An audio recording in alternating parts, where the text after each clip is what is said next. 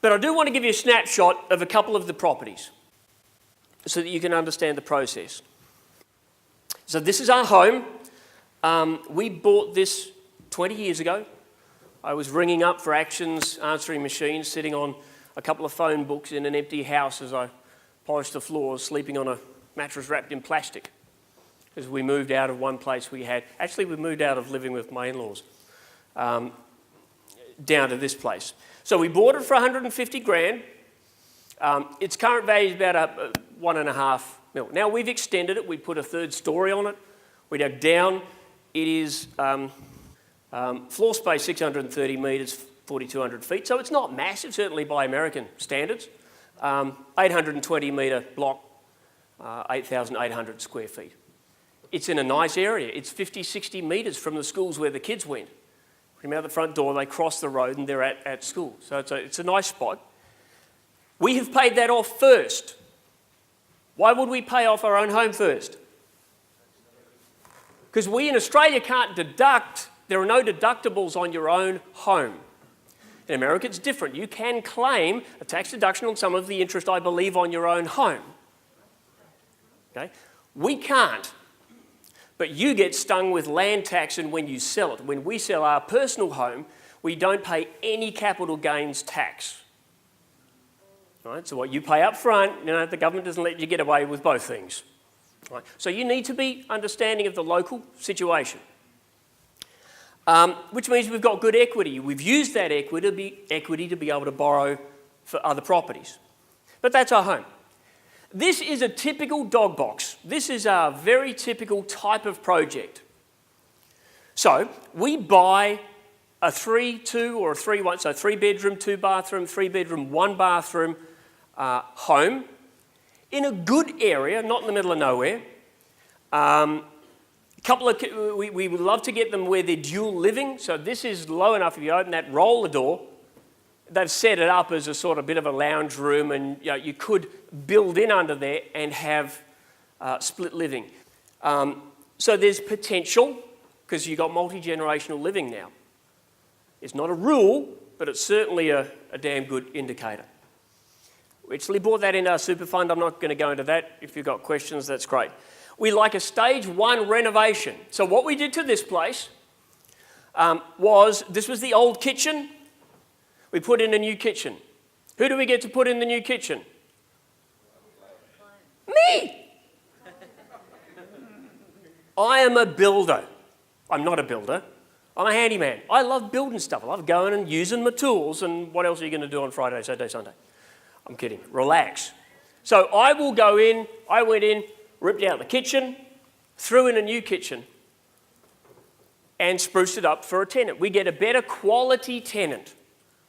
Typically, on average, about 15 grand we'll spend on fixing up the whole house. This was the lounge room. Rather dark and smelly and dated. Ripped up the carpets, polished the floors, painted it. How long did that take? 3 weekends. Me, by myself. I have KPIs. I know how long it takes to paint a wall. 100 square metres per hour. 3x3 bedroom, 3x3 metre bedroom. 18 minutes.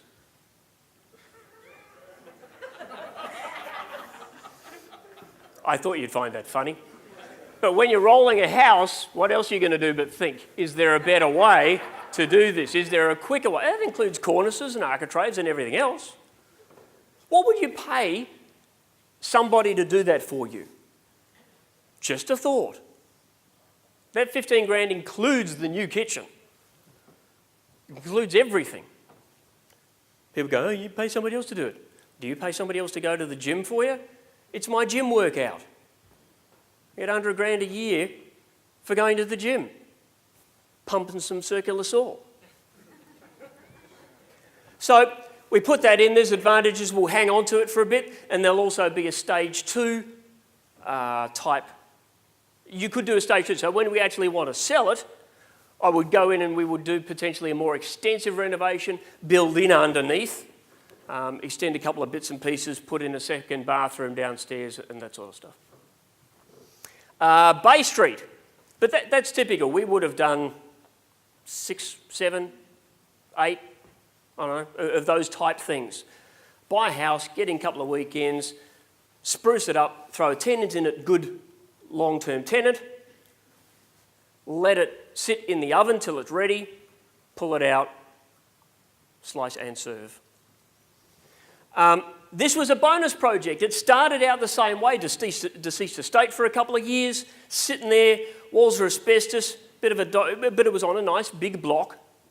But that was a bonus. We bought that for 460 grand. I did a kitchen, bathroom, put in another toilet, polished the floors, gave it a paint. Exactly a year later, the people that we outbid at the auction came back through the real estate agent and said, you know what, we really wanted it. What do you need to sell it? Oh, let's say 760. 670.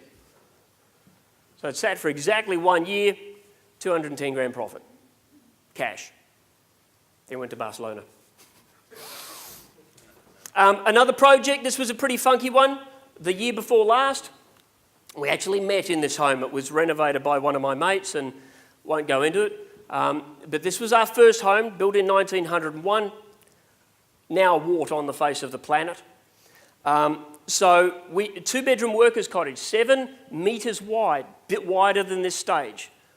2 little bedrooms, shotgun hallway all the way through, kitchen, dining, living, bathroom, on stilts, as you can see. So, we wanted to, and the block wasn't much wider, so we had to dig under the house, raise it and slide it. So we raised it about 1 metre and slid it about 3 or 4 metres down the block to save on excavation and build a 2-bedroom apartment underneath. Whilst the builders were building that downstairs, I was upstairs, totally gutting it and rebuilding upstairs. Interesting working with builders. Leave your crap in the hallway. So this was the kitchen, and I did that upstairs kitchen. That was the kitchen after. This was downstairs, and that's what it looks like downstairs now. Oh, that is not a kitchen. That is a wet bar. Because when you have 2 kitchens, the government goes, ooh, it must be flats and units, and charges you the equivalent double rates and land tax, all sorts of crap. So the little things make a big difference to your investment returns. This was before and after. And the front, it's just an old weatherboard and what it looks like. Now, quick funny story. Halloween night, guy from across the roads decided I'll break in and steal all of the cabinetry that he'd seen getting delivered. So he's got in through the builder's fence.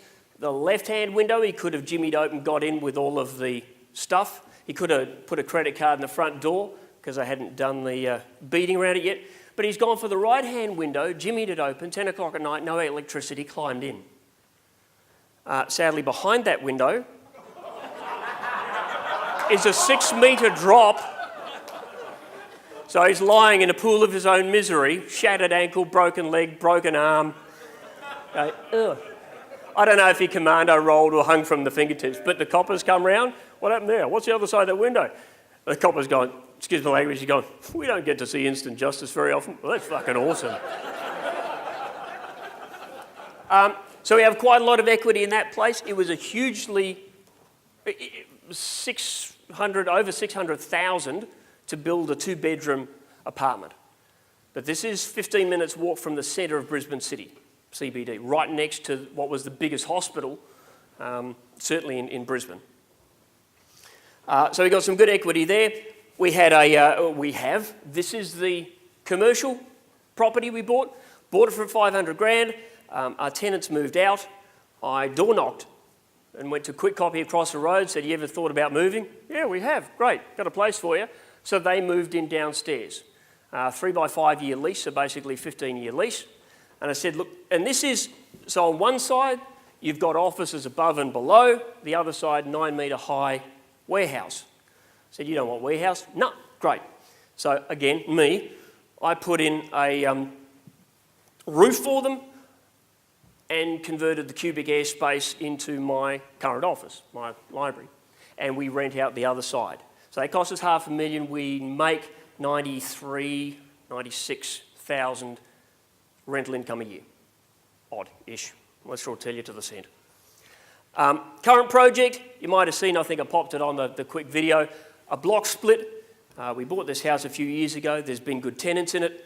That house won't be there by the time we get home. I was like, kids, when we get home, make sure the house is still there. No, we don't want the house there. We want to come back to an empty block. Put 2 homes on it. So basically the numbers there, $500,000 to buy it, paid a bunch of it down.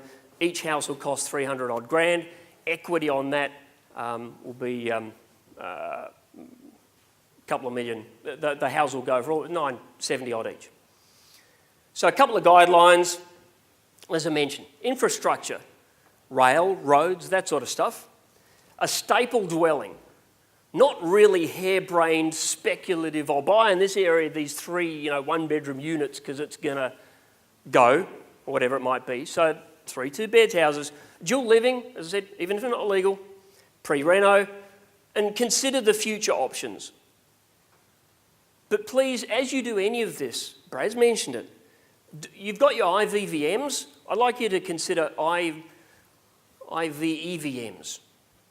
Idealisation, visualisation, emotionalisation, verbalisation, manifestation.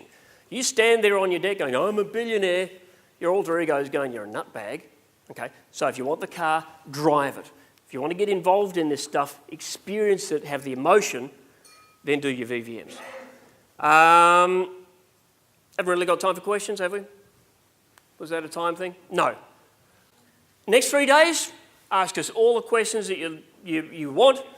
Melissa loves questions, especially nice specific ones. Is she gone? She run off? Oh no, she's still there. Awesome. And I could not we talked about yin and yang and that sort of stuff. I make a crap load of money, and she does her thing, loves talking to bank managers and that sort of stuff. So we work great together, so please ask us. We're here to help. Thank you.